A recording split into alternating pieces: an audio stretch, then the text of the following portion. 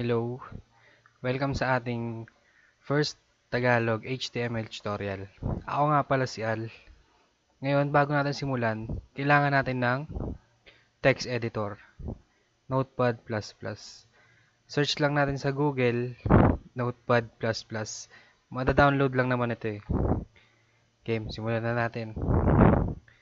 Kailangan natin ng HTML tag. HTML.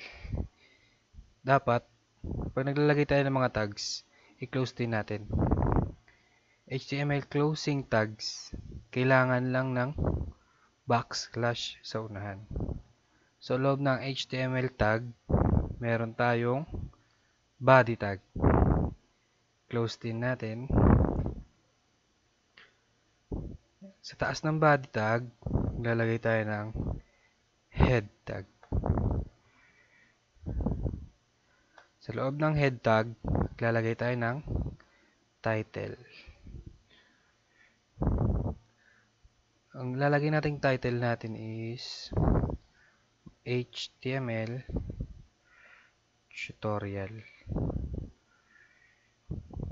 tutorial. Mamaya makikita natin kung saan nakalagay itong title na to. Tagalog. Yan. Save na natin. Save as index.html hypertext markup language .html. Save natin. Then, open natin. Run and Chrome.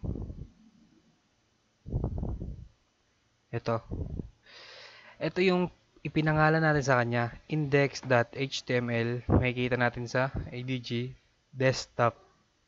Ito naman yung title HTML tutorial Tagalog. Ganun muna po tayo. Salamat.